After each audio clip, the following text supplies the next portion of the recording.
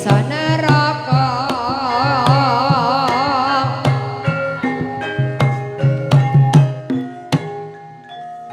Wis.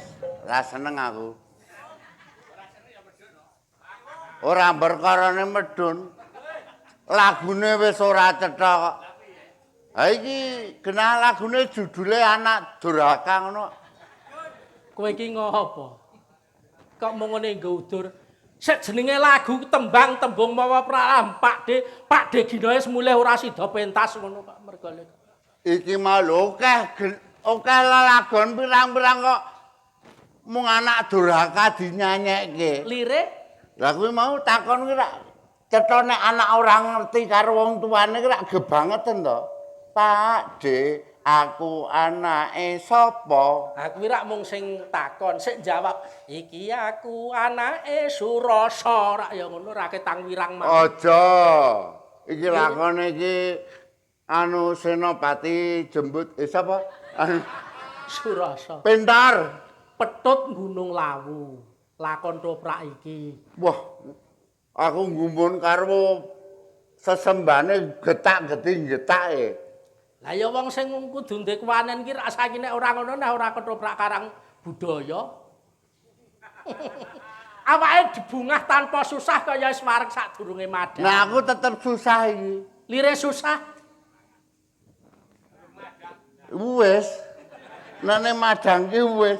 Mung aku ngumun bengi iki senengku panjenengane Bapak Lurah. Ing atase minangka pengayom ning Sokorini. Heeh, Mas. Ning ora mung cukup dawuh, nyatane bengi iki ya gelem pentas.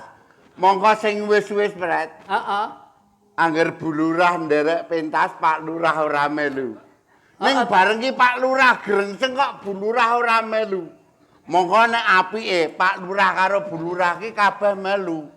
Oh. Terus karo dalange didapuk sing kira-kira gandrung ora sanembang mesti terus bantingan ya ta. Aning sing cilaka aku karo kowe. Ngapa? Upamane gandrung kesuwen ora lek metu-metu engko terus aku karo kowe ditoke jam 1 punjul kaya ngene iki. Ya ora apa-apa kaya lali ning nggonamu kae jam pira. Dagelan ro metu penonton wis entek ngono. Apa nih? Ning nggonamu kae atase kuwi seniman kondang kok dagelan rong metu penonton wis kaya didilatih aku ngene. Aku mangsani kae toprak arep latihan aku ora kuat ragat. Pret. Sing baku. Heeh. Nadan to kaya kewan undur-undur. Ning nyatane bengi iki kelakon pentas ning Karangkasih. Mongko kabar sing tak tampa kuwi tarep Agustus lho. Oh alah nek Agustusan jare dundur tahun baru. Wong sik jenenge Mas Yamto dhisik to. Le jawab aku kuwi wis ngelon-loli nganti 2 tahun lho le kelakon agek saiki. Mergo tahun dhisik dundur. Tahun baru dundur meneh bar bodo. Bener iki bar bodo najan ta wis let 2 sasi ora apa-apa. Lah ya wis ora apa-apa awake dhewe. Sing aku nggumun parisuka. Prabote bengi iki lain daripada yang lain. Weh, lah kepiye to iki ya disembadani karo panjenengan Pak Siswanto kok. Ning ketok iki ya ora patek bayare kaya-kaya ya ora patek akeh nek iki. Heh? Kira-kira ya mung nyilih Pak Lurah iki. Lho kudune nek nyewa tenanan mesti digawani personile. Sejen ngono karo kere ngene iki ana kowe mau ya lali le silak kesusu kok ya. Tukang ngerek eneng anu. Ha iki mau wis iki jumbuh karo swasana kok, Gong. Ngapa? Jumbuh swasana lek ketoprakan bengi iki wigatine rak Desa Sukoro ini ki anti korupsi. Heeh.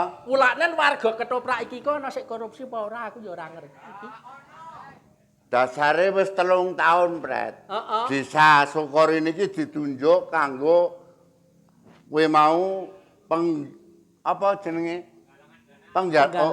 Penggalangan dana. Nglestarekake budaya karo desa anti korupsi. Anti korupsi. Dadi Sukorini iki saiki wis mapan lan maju. Kabeh pembangunane, kabeh masyarakate wis padha manunggal lan nyawiji. 2020 wingi wis 3 tahun to, 24, 26. Heeh. 24 wae pirang-pirang ning 2 tahun 2020 wingi kene iki 10 besar lho rak wis. Nggih to Pak Lurah. 10 besar. Kepluk tangan untuk warga iki. Lah muga-muga 2026 iki suda meneh iki tegese ketok yen perangkate Sokorini iki kabeh tumindake apik ora ana sing korupsi. Mulane bengi terus diseksekke ana ketoprakan iki Lah, mergo iya. desa anti korupsi. Lah ngono ta Mas. Iki wulane dinane apa ta iki? Minggu dinane Mei, sasine minggu wage. Apik. Minggu wage sasi Mei. Karang kasih wis manunggal. Nglestarekke budayane. Ora nemu ngarang lagu ki kapan? Ayo mung saiki iki. Oh, mung waton jeplak bae. Ning rak pas. Iya, Pak, ya karemu. Gelar ketoprak. Datan kantun jantilan. Ya toprak ya jantilan kabeh direnggo. Bareng kowe ngandhake jantilan. Heeh. Sing kagungan kelir komplit iki rak penjane Mas Kumbang. Lah iya. Iki saka Sanggar Merapi. Heeh. Kono Lor Surawana Sono kono. Trogowatu. Trogowatu. Iki panjenengane nang kene ya dipercaya minangka pelatih jantilan. Lah ya. ya ulanan kuwi le tak sebut ki kaya para warga guyub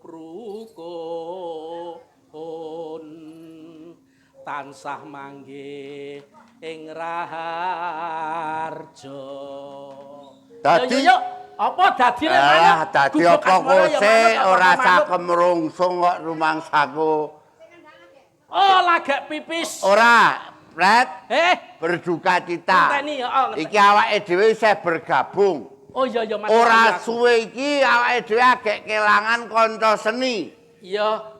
100 dina kepungkur dagelan kondang Ayu Jakarta sapa ora kenal Rabies Iya, mulane ning bengi iki Mas. dipanggil ana Mbah ngersane Gati ya ketoprakan hari ulang tahun 60 tahun PS Bayu le dadi. Terus sing urung suwe agi 7 dina. Heeh. Kuwi panjenengane Ibu Jengki saka Prambanan kuwi taun 80-an ya mban kondang dagelan wedok Kuwi ya kondang. ketoprak sing saka Krawitan Mas. Pimpinan Krawitan ning Sukorini panjenenganipun Mas Parno ya dipundhut. Muga-muga katampi ana ing tepet sucining Gusti. Al-Fatihah kagem Mas Parno sedaya kemawon liwat batin wae. Aku entuk wirasat rada rapik Bret. Lah piye? Tahun 17 ki Mbabrik ki ya calone eneng ki sapa ya? Oh, ana kuwi sing jenenge keri dhewe nganggoki to kuwi. Ora. Eh? Ya dagelan ngono kuwi. Aja Dagelan? aja kowe, Bret. Ora, kae hoo sire anu ning aku wis ditelepon karo bapak. Ngopo bapak sapa? Pret kowe nang kene wis akeh dagelan wong Mbahmu Yoto Trepe ya wis malah Mbah Yoto Trepe pesen anake wae kok nyusul ngono. Aku. Heeh. Iya manut. Iki mengenang. Mengenang. Karo para seniman-seniman sing wis duwe jeneng kaya ta Mas Rabies, Mbah Iya. Gito Gati, ya ta. Ya klebu Mbak Jengki iki didongake muga-muga ya enggal di ngapura Muga-muga husnul keluputane. khotimah. Heeh. Karo ya nyuwun anu Nduk Warti, aku nyuwun sewu mung krungu kabar tok. Nek kaya aku wis buntu wong HP ora gablek. Heeh. Mula aku ya ngerti-ngerti aja sing ngomongi warismu ya ora ngerti nek jare maratuwamu ya ora ana. Lah iki bojomu ning apa ora? Oh. Kirim Kalimantan. Awang sing ra ana maratuwane kok sik ditakokke bojone iki kowe iki mau ketok ling Gragas. Gragas piye amung genake nek eneng kok kan mau ra. Wong arep ketok. diterke mulih lho, Nduk. Kono diwenehi 5.000 wis gelem. Sing Ya, Mas, wose yo. ayo Manut. Le latihan kuwi apa ngaku ra melu latihan kok. Engko kok jantilan. kae Doni mau jane ya arep mau kalah mbek bapakne. Ya. Kepengin dagel wong telu. Engko nek didandani mung kaya jin bamburo. Sejarah Karangkasih anggone ulah tetanen, ya toh. Padha sempulur kabeh lomboke ya men payu, terus ana sing dandum tersene ning gubuk. Ulanen aku njaluk tembang tembung wae pralembang gubuk asmara, Nduk. Dados. Yen liwat aku kelingan gubuk kae biyen tak golek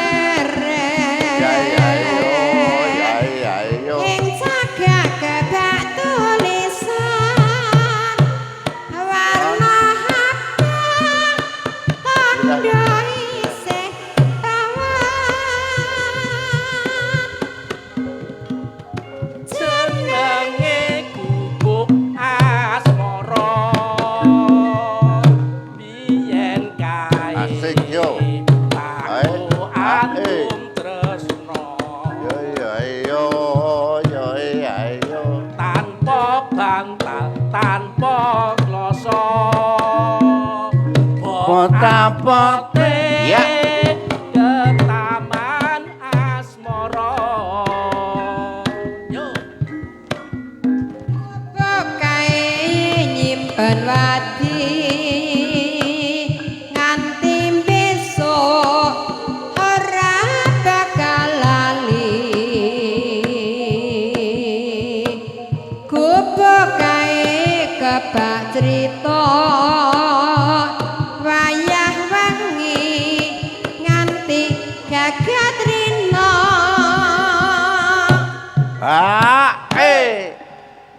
Cawatan apa aku ki nyanyi kok Catetan. oh krungu Aku wegah nek saru kowe mau ora arep ngomong cawetan to.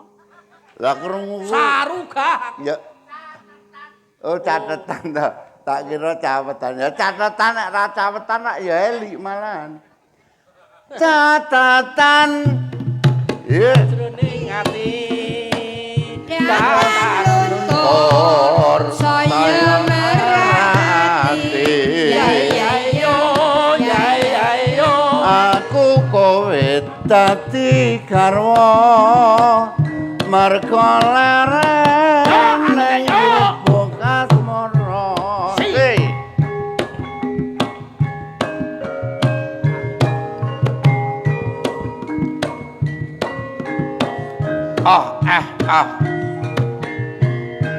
ya ya yo ya yo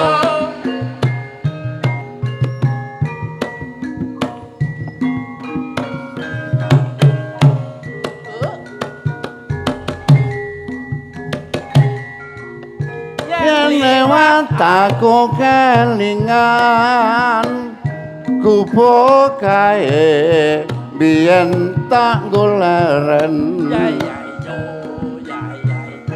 ing cagak kebak tulisan warna abang tondo kasih sayang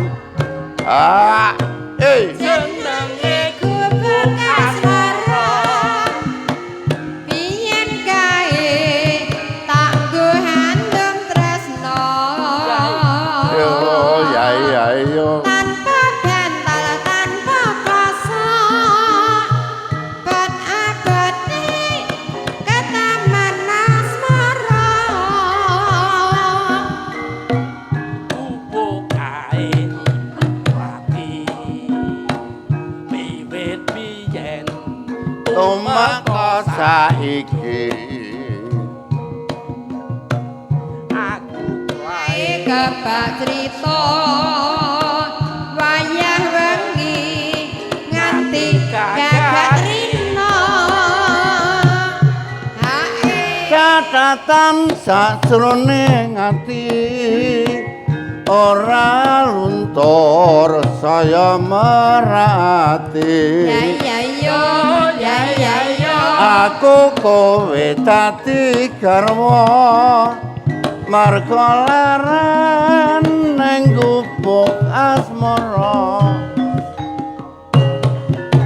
iki kok le anyep banget ki kepiye ta iki mbak ya mangan telo digethuk sore-sore padang bulan.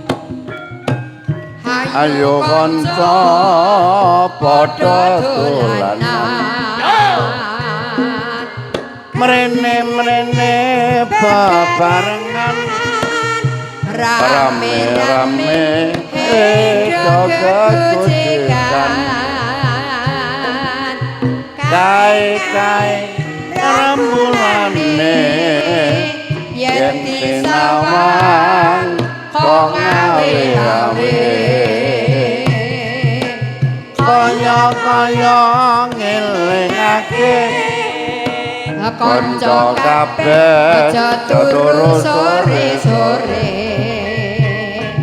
gathok asale saka tela mata ngantuk iku tambane apa ala gethuk asale saka tela yen ra petuk hatine rada gelo aja ngono mas aja ngono kadung janji mas. Aku mengko gelo. Enak ya, apa ki mung garek penggarape kok. Garek penggarape ya. Ning bengi iki tetep piye-piye ya sukses. Ayo. Dasar najanto kerawitan iki ditinggal karo pimpinan. Ning gantine Mas Parno ra eneng. Kae Mas Geyonge kentil Mas Oh, kaya Geyong. Parno. Aja nyusul lho ino. Ya, ya. Kowe ngenteni Kaliworo. Aku wis nang Malioboro. Mula iki ya matur nuwun karo penjane Bapak Lurah, Siswanto. Bapak Siswanto sing wis kepareng nyengkuyung adeking paguyuban bengi iki. Heeh.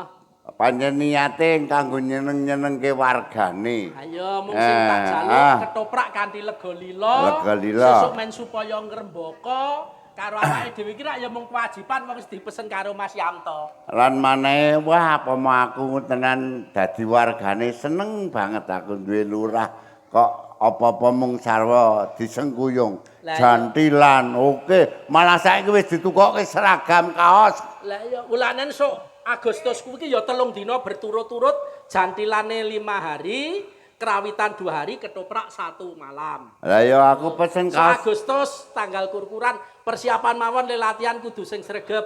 Aku pesen kaos siji di Semayan njing sing karine mang. Nggih. Oh nggih, bulane kaos jantilan. Ya ora besar, apa-apa. Heeh. besaran akhir besar, sesuk pindah ketoprakan ning Tunggalan. Iki ning Kidul Ngedhu Kulon Perapatan iki ning mung TV, Ning- HP. Ora aku mung weling karo adikku Doni, sok besar aja ngetok ya, Le. Lah apa? Pas sembelian aja ngetok ndak dinceng tasmir masjid kowe malahan. Ya, Iya. Sak anu Ayo pisan kas karo senengane Pak Lurah. apa? Kuwi rondo kempling. Oh, rondo kemling. Heeh. Oh Yen iya. senengane Pak Lurah karo ngenteni Janda Pak Ibu. Kemilau, iya. Tunjuk dumateng menjane Bapak Iya. iki Nggih to, Pak Lurah? dipisungsumke Rondo Bapak. kempling to? Oh nggih. Bapak Lurah. Pokok Pak Lurah nyanyi.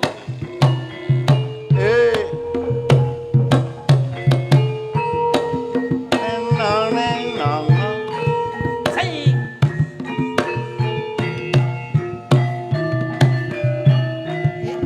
Nah, oh.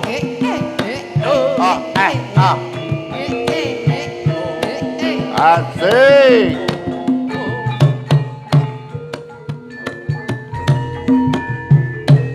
Ndak punti Mbak Ayu pate tindak punti Ten Sukorini Mas. katingaren tindak wae ora numpak taksi dhewean apa ora wedi timbang nganggur kula pulun ngeloni Kleresan Hey. Mas alias kebetulan. Bener, Dok. Belanjane kathah rada Yo, kabutan. ya. Yen purun Mas enggal-enggal rencangi tekan omah mangke kula opahi.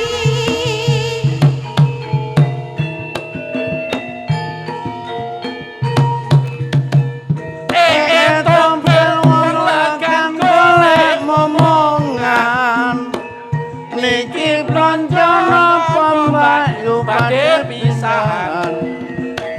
Ampun gelo Mas sampeyan ampun kuciwa kula rondo anyaran ditinggal lunga. awan-awan Lunga blonjo ning pasar Gresik. Coba prawan apa rondo tak jajal dhisik. Neng Samarang Mas tuku gelang apa anting-anting Josumalang ya ben rondo dijamin kempling. ora Piye? ari amu mau di pasar Gresik kok Oh. Awan-awan lunga blonjo ning pasar Gresik. Terus Coba prawan apa rondo tak jajal dhisik. Karepe tetembungan kuwi mau dilakoni ngono kuwi. tenan omongmu ki jumbuh lan batinmu apa ora? Lho ya serius nek Kowe upamane aku ndlewerke manut kowe ya. Nek kowe arep njajal dhisik apa ora wedi karo sapamu ki lho, gale sangga uang. Iya, mulih pledhi ngono.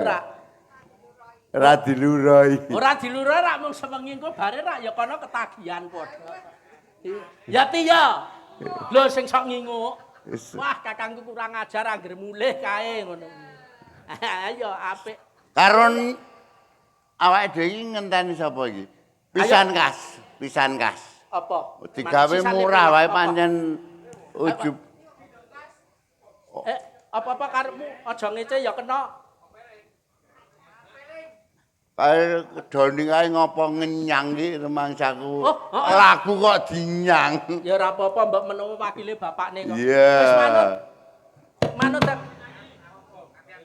Ya pepeleng ya ora apa-apa yo. Sisan le malik nek Mas Lendro. Dadi dingaringir sisan le ragate kok ora apa-apa. Pak Harto men nyambut gawe ora kancane gamel mungan mangan ae. Nah. Ding nong. Tak getak. Lah. Ya. La ilaha illallah. La ilaha illallah. La ilaha illallah. Muhammadur Rasulullah. La ilaha illallah. La ilaha illallah. La ilaha illallah. Muhammadur Rasulullah. Wis wancine tansah dielingke. Wis wancine padha nindakake acan wis mandang wayahe sembayang natapi dawuh wajibe pangeran lima dadi cagae agama limang waktu kudu tansah dijaga kanthi istiqomah lan sing tumanina luwih sampurna yen berjamaah subuh zuhur lan ngasar salat saya ngedake tindak mungkar maghrib lan isa jangkepe prayogane ditambah salat sunahe jo sembrono iku perintah agama ngelingono ning donya mung sedhela sabar lan tawakal pasrah sing kuwasa yen kepengin besok munggah suwarga neng non neng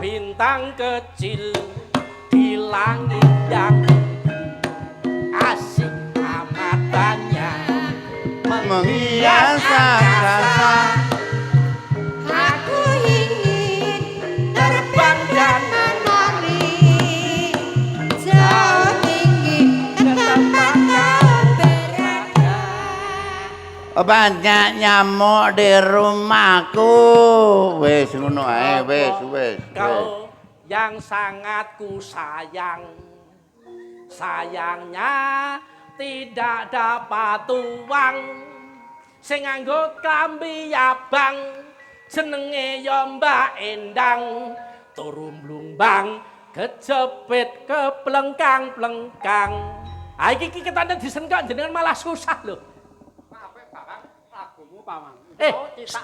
jenengan iki wis wong kebak tata krama sapa sae ora apik sing apik iki digawa ibu-ibu Nah, adem tak takon sik barang kowe ya paman. nggih mantakon Gus kene mangke riyen Wis seneng kuwi pagaweanmu ana saben dinane kuwi apa wis rampung, Paman? Lah nggih ampun. Lah kirangane napa ta wong ya kon resik penonton urung sidanu ya wis do mulih pun resik. Nggih ta? Kandhani nggih. Ya aja dadatimu Nggih, terus kan maem durung anu wis kalah karo Doni. Niku ya wis entek. Desa Karangken iki pancen nggon penonton ketoprak rada kurang. Mboten kurang wong wau ya bludak kok. Wis. Malah saiki nganti bludak nganti tekan ngomahe dhewe-dhewe. Wis, Pret, kampret. Penakno nggonmu metetek sik kono. Pareng dawuh. Wah, wis. Iki serak jam ngono. Lole buah bosok jenenge pati. Paman. Wong wedok lu ngambengi jenenge lole. Lho. Paman. Pripun, Gus? Niki nyuwun sewu lho, sapa tawis. Nggonmu seneng-seneng wis rampung, wis cukup. Aku ki bakal njaluk tulung marang kowe sak. Hagene mung njaluk tulung kok ndeno alus semen. Tulung napa? Tulung ki ndengok ngulon kuwi lho. Kae tulung tekan tulung. Oh. Tulung ki ya ndara ki arep eneng dawuh apa ta apa. Tulung ki anak laron jenenge tulung. Ah. Sulung ki sik wetenge gedhe kuwi jenenge tulung. Engko sithik Paman kan iki wigati Paman. Oh nggih, wigati. Nggih, pripun? Saiki mirenges ki ya. Nggih, kula mirengke. Aku dina kang kepungkur, Nggih. aku matur marang Bapak. Bapak sinten? Lokantara. Oh, Lokantara. Landing. Anak Lantara. Oh, nggih, wah wis aja do nyaru wis aku diramu. Kuwi lho, bapak sing ngerti ora bapak sing omahe lore Mas Anggit kuwi sapa? Bapak Biung. Bapak Sungkono. Terus lire dawuh pripun? Kowe kira ya ngerti ta uripe saben dinaku, ayo aku lan Bapak Lokantara. Ngerti kula nggih ladan tukang. Aku wis suwe ora kan. Oh, mboten. Golek Aku rasa. trimo ning sawah macul, dadi hasile Nggih, ngulu pemetune. ulu pemetune sawahku mau kena kanggo urip saben dina. Lah nggih pancen wong dusun niku mung saben dina gelut karo pacul, rangkulan karo wit, mbok menawa ana sing gedhe cilike rejekine iki rak ya mung pasrah sumarah ngoten to, Bu. Aki mau aku njaluk izin palirae Bapak Lokantara, aku Nggih. bakal golek gawean ana ing Kutagara. Kamangka Paman. Kutha pundi niku? Aku dhewe durung ngerti, sing penting kok sak Separan-paran. sak paran-paran nang Kutagara. Aku pengen golek gawean. Iki jenenge leres, Gus. Jenengan niku nom-noman. Nek iso ya pancen men ditiru karo nom-noman liyane.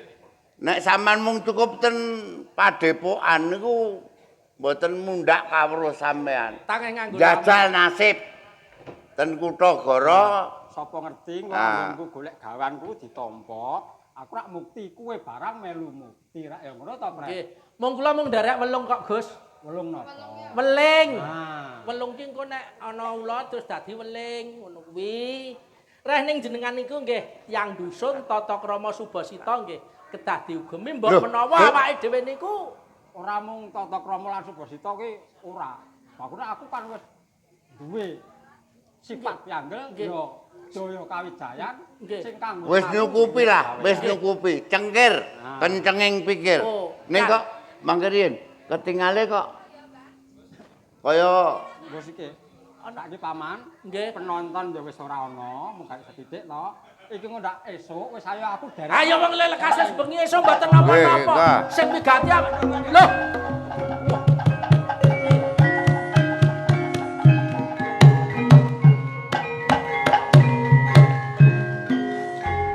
Wah, Lho iki Dimas. Paman Kampret. Berat moko sing glandang Kakang Mbok Daniswari ya iki. Kira-kira wis tepung karo pawongan iki apa durung, Paman? kediyen.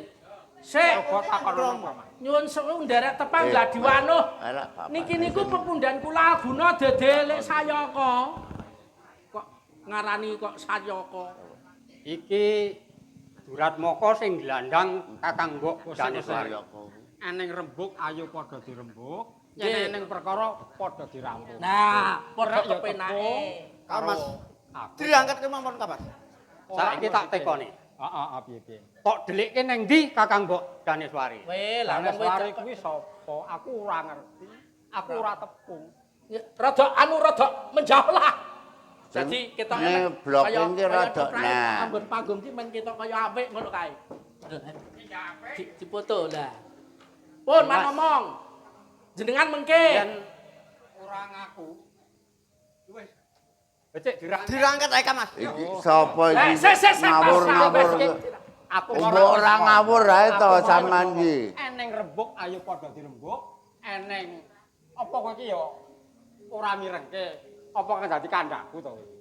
tok delikke ning ndi Ora Kakang jane Mbok maling Daneswari. sinten to? Kok iso kok ndelikke di Cubriani Aku ki urung tebung sapa to Kisanak sak kloron. Semono uga si Kisanak ra yo urung tebung marang aku. Yo, Saiki luwih becik ayo padha tebung. mangerti yo. Aku Pangeran Suryana saka ing Kraton Kediri. Oh, Pangeran Suryana. Nika pangeran nyuwun kuat. Aku pangeran Suryaka. Oh, Surya. Oh, Suryaka. Dadi kowe kan dusta, kambok. Sing sabar ya sabar. Dirangkat wae, Mas. Dimas, dirangkat. Ayo. Wah, wis pun wis. Dadeni terus. Kusumastra jaraming Tandangi, Gus.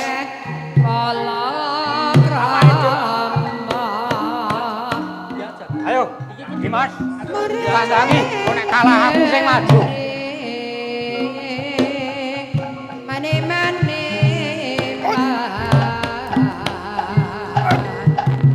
muring Pun rangga sepiro mengke. Kenang Tandangi sik. Ayo, panjenengan tandangi karo aku. Tenang. Ayo, ngantos. Hai, hai, hai, ya, hai,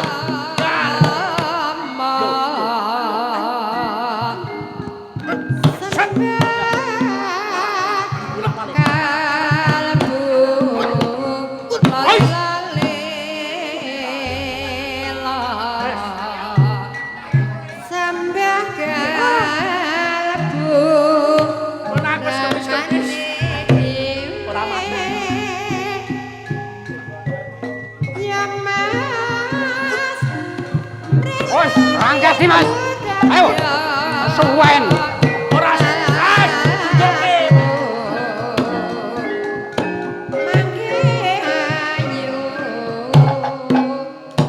Wes aku tak melu bondo sisane.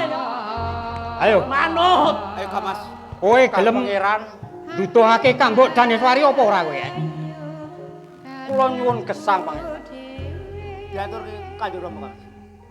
Ayo. Kula nyuwun uwal saking bandan kula Pangeran. Yo. Kula sagah nyowanaken Kanjeng Putri Daneswari. Nanging menawi mboten saged ngunduraken Putri Daneswari, pidana menapa badhe kula lampahi? Lho pun mireng dereng. Bisa tak ugemi. Kowe, Kowe bisa tak ugemi ya. Kirang Yen pancen kowe bisa tak ugemi, tak wali bandamu kowe. Angge diculi lek diculi. Yo. Ayo, Mas. aduh. Aku wis uwal saka bebandanmu aku matur nuwun. Aku arep bakal bali ana ing Gunung Lawu. Besok ketemu maneh. Nyuwun pamit. Yo, tak tunggu kowe. Yo, Kang yo. Awake dhewe melu yo.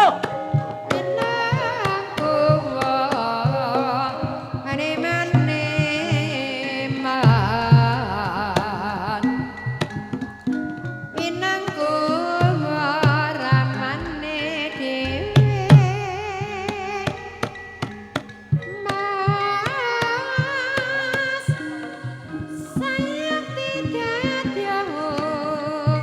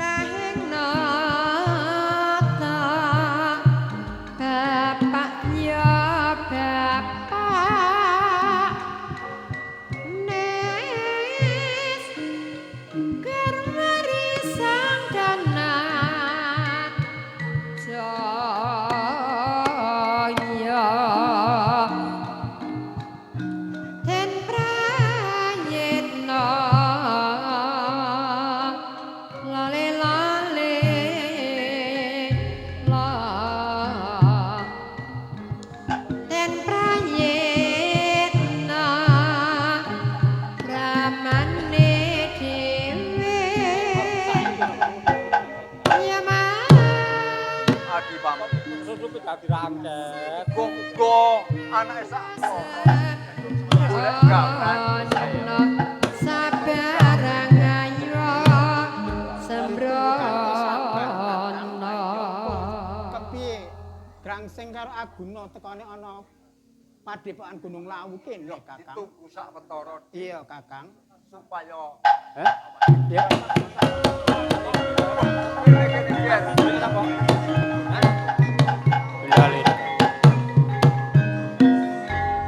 kok kowe kaya ngene iki ya kene Ger.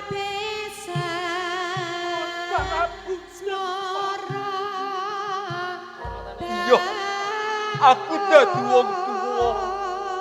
Menehi ngowahi pangapura marang anakku, Ger, Joko Grangsing. Pun boten bias. Yo, Yo, dikuat-kuatke, Ger. Kok tatumu kaya mengkono kuwi kepiye mula bukane ngono. Kok menawi kemawon, Pak. Tentu kula kaliyan Bapak. Dan kalian ingkang kula semanten. Kula tansah pantun dhateng Bapak. Tansah kula dhateng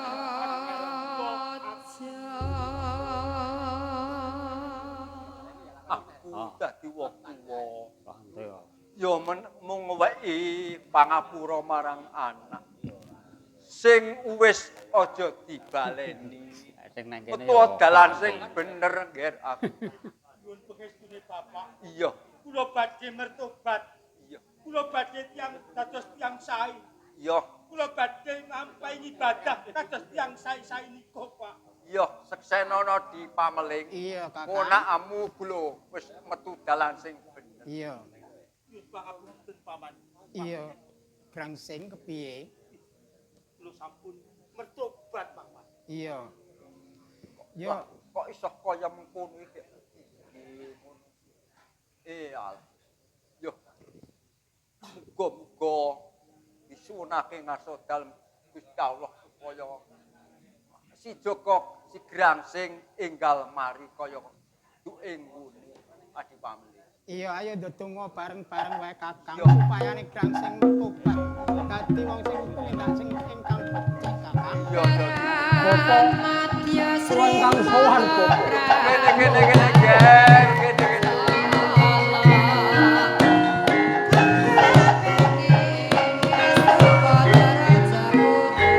Nyuwun pangapunten, Bapak. Piye to Ger aku? Kok kaya mengkono lelakon mati. Anak loro kabeh do nandang kaya mengkono iki piye lara-lara ya. Coba matur ning ngarsanipun. Parang matur Bapak. Rikala semanten kula nyuwun pamit dumateng Bapak Lokantara. Iya. Kula badhe padel pedamelan wonten ing Kutha Goro. Nanging Bapak dumadakan wonten pangeran kekalih Suryana kaliyan Suryaka ingkang milara dumateng kula Bapak. Kula kadakwa nglandang Putri Daneswari Bapak. Lah Nanging sliramu Bapak ki glandang apa ora kok? kasunyatanipun mboten mekaten Bapak. Kula mboten nglandang Lah kok Putri Daneswari Bapak. Nyuwun pangapunten, Bapak. iya piye? Menawi dipun paring palilah, kula badhe nembak kaliyan Adiguna. Yo, wis kuwi sak trepe. Yen sedulur bantu binantu kuwi wis jamak lumrahe. Adiguna. Sing kepiye Kakang Grangsing? Yen ngono, kowe mung kadakwa, nanging kowe ora nindakake Adiguna. Babar pisan aku ora nindakake apa kang dadi kandhane Suryana lan Suryaka. Sing nyilakani kowe mau Suryana karo Suryaka. Iya. Bapak, Piye, Ger? menawi wonten palilah dalem, kula badhe paring sabyantu dhateng Adiguna.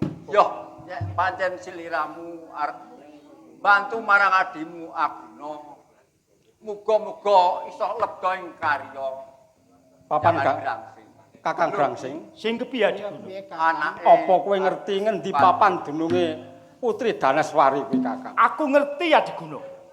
Yen ngerti, aku njaluk tulung marang kowe. Ayo digoleki ana ngendi papane Putri Daneswari kuwi. Yo, Adiguna, nyuwun tambahin berkah pangestu Bapa. Yo, pangestu Nyuwun pamit. banyu semanten iki kula kula nyuwun pamit nyuwun tambahi pangestu. Kanjeng Perdana nyuwun pamit. Hati-hati yo.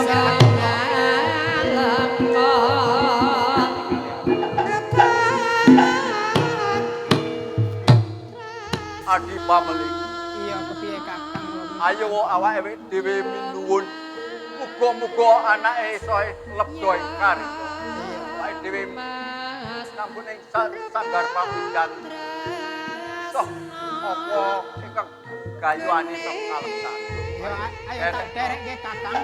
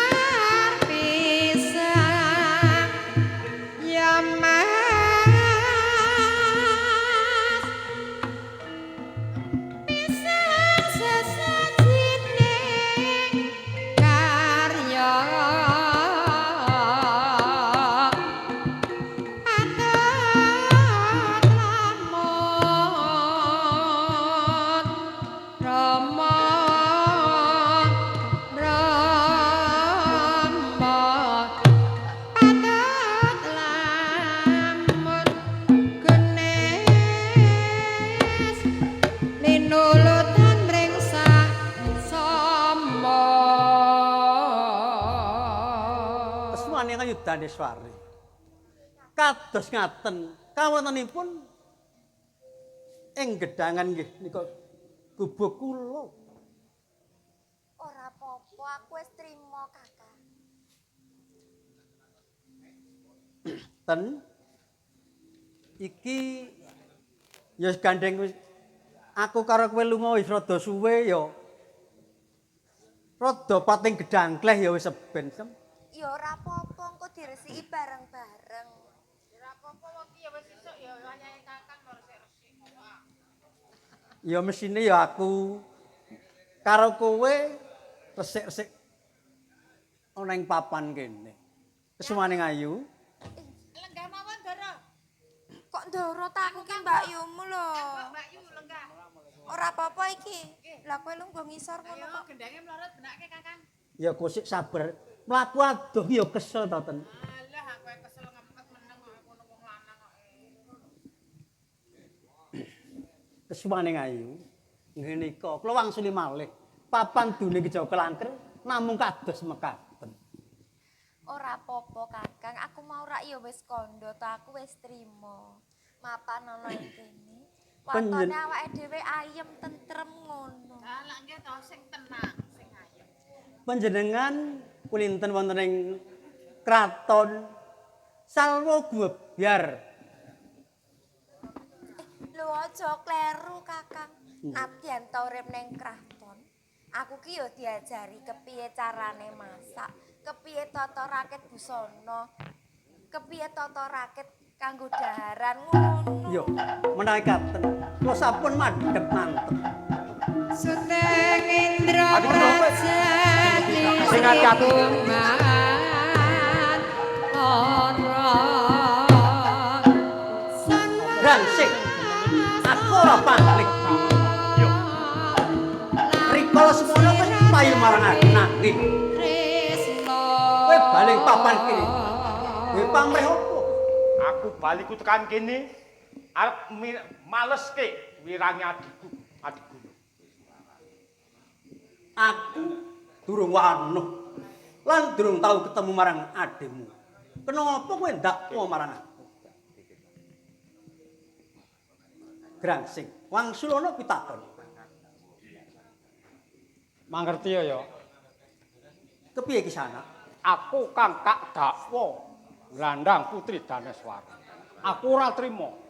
Nanging saknyatane kowe Kang Glandang, Putri Daneswari. Nanging Saiki kowe ngejak apa? Putri Daneswari kersa tak boyong ning gedangan.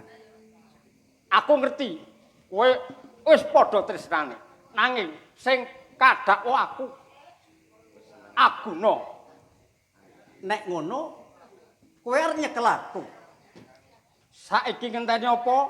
Sesuk ngenteni apa? Ayo. Bakal tak rangket ya. Ngudan sungit ndoro kala ning kene.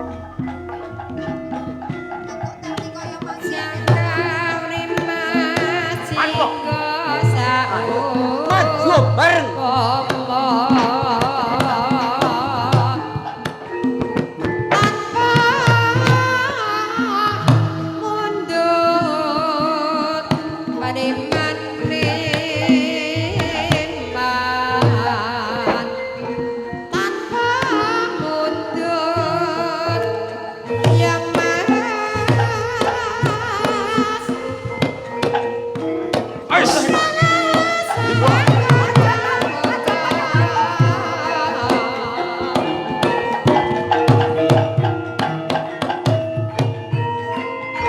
Ayo, nek wani padha lanang ijen padha ijen aja padha kroyokan kaya bocah cilik.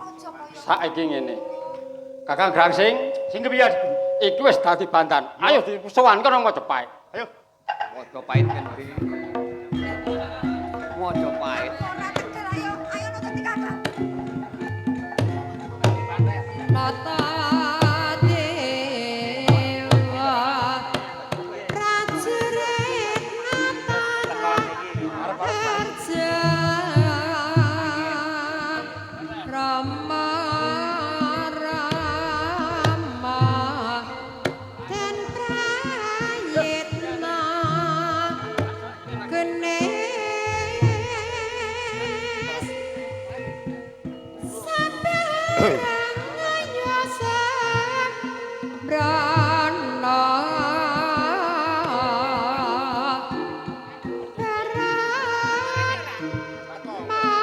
Madya Lale Lale La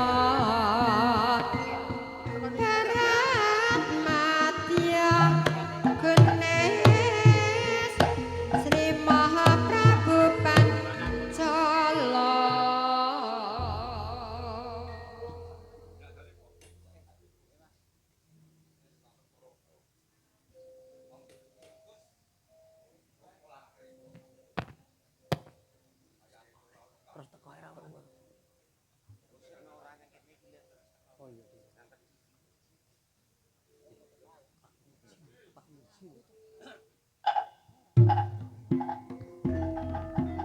Kowe kesuwan Kanjeng Adipati.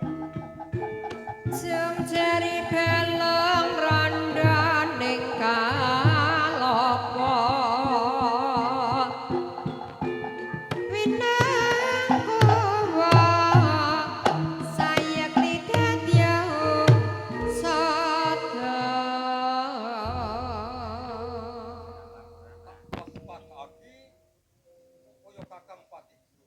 Nalinji, kula pun patih nyuwun. Nggih, angsal berkaipun Kanjeng Adipati. Kadengaren Langsung tak. Nalinji. Ya. suwan-suwan ngono. Patin lapangan. Nalinji. Kula badhe matur kalian Kanjeng Adipati. Ing ampun duka nggih. Ora. Ngeten Kanjeng Adipati. Panjenengan menika nggadahi raos katresnan dumateng pun Daneswari.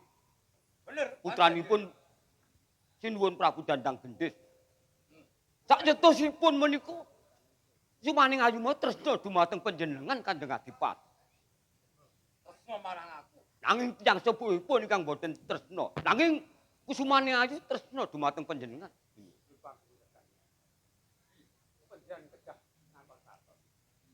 Awit menika saking pemanggih kula menika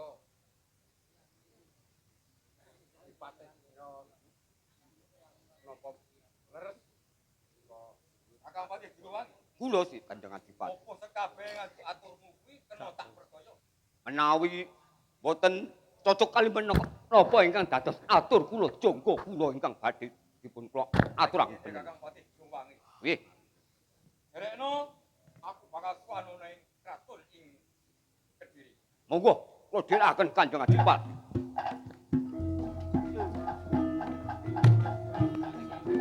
Lalu mangsa panusuling magut yudha yen kasepa Rama Rama yen kasepa genes Nandani laras mara Tek, Barat sirat genes genes Barat sirat Rama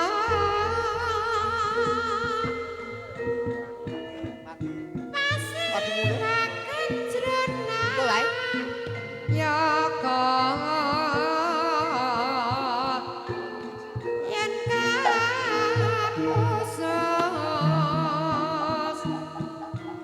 Rama Rama yen kapusus genes ing griya nganti sira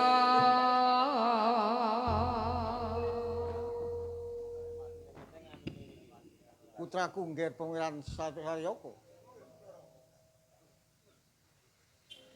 Kang mbokmu Ganeswari kok durung ana.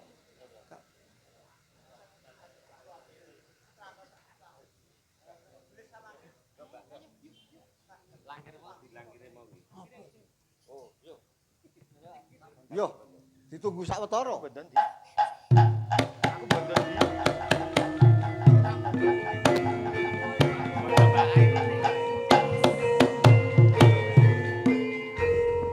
Rama kula ingkang sowan Rama. Yo. Kene wong ayu cedhak marang Mung Rama.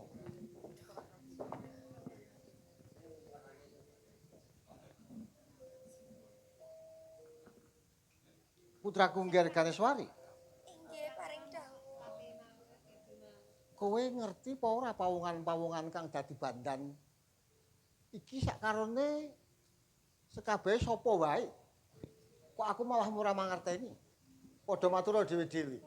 Kula pun Joko Langkir saking dusun Gedangan. Joko Langkir. Nuwun. Iya. Banjur siji sapa kowe? Parang munjuk Kanjeng Sinuwun. Iya. Matur.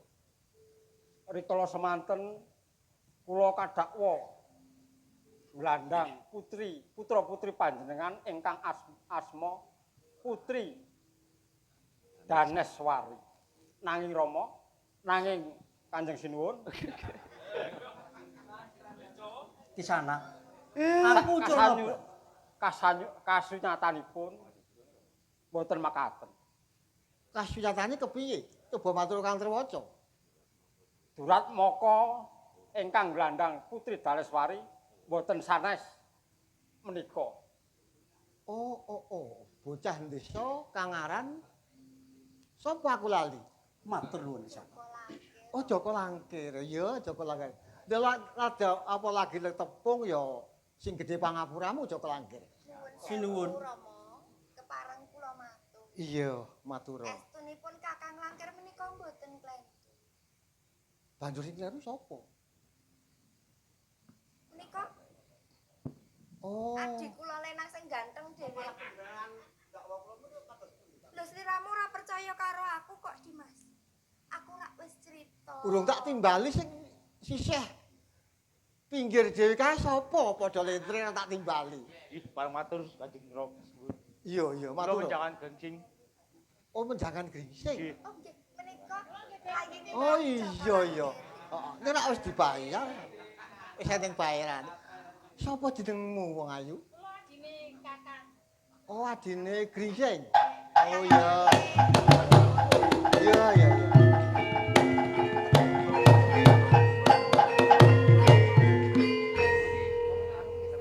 prajurit.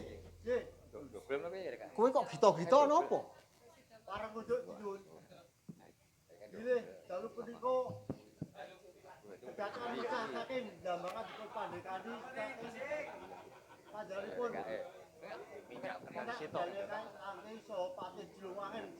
Oh, dadi krana kraton ana ing kraton Kediri iki bakal dikepung, wis dikepung marang prajurit saka Blambangan. Kasihan. Langkir, Joko Langkir. Paring dawuh. Papakno prajurit kang bareng murang tata ning kraton Kediri. Sendika dawuh.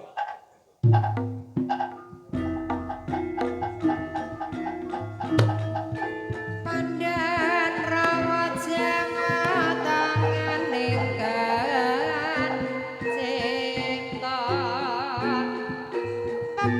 Bocah bagus.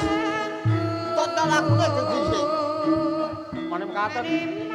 Kula nyuwun pamit badhe mapakaken. Yo, pengestuku. Tak pengestani nggon. Ngestaken dawuh. Yo ya, padha budal.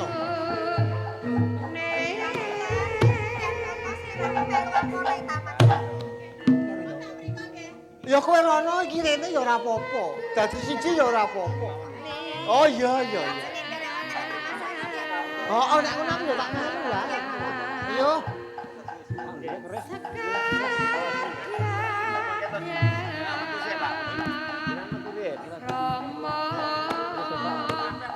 Ayo bareng ta.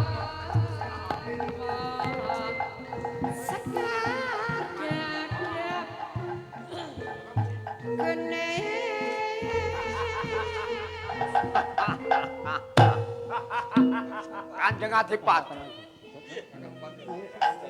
Pesih, Mas. Ben ngantos.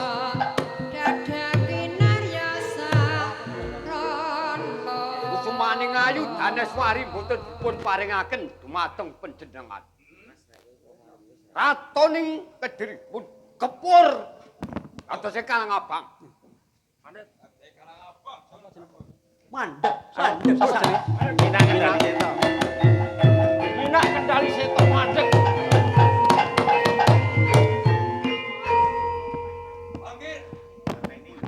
Panjenengan kok sinten? Kula Kowe bangkli karo aku lagi. inggih panjenengan Gusti Adipati kula. Rikala semono kowe tak utus. Lah kok malah Nyuwun pangapunten Gusti Adipati. bejani gawe karepmu piye lagi? Sumaning ayu mboten tresna dumateng panjenengan. Purun dumateng kula. Terus karepmu? Kula ugi remen dumateng Sumaning ayu. Ora terus karepmu kepiye? Menawi panjenengan badhe damari sak wonten ing Kraton Kediri, kula ingkang badhe bangsalan panjenengan. Aku ora bakal gawe rusak yen putra dalem Kang Sindu endi. Kula pepalangipun. Oh, kowe pepalange. Yo.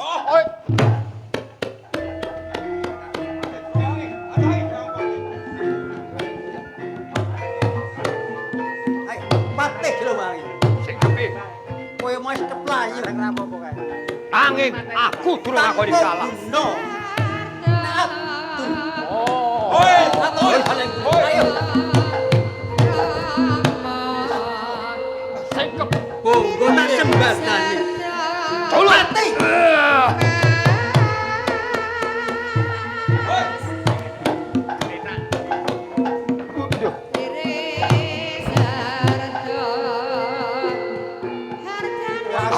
Ayam. Iki calonku.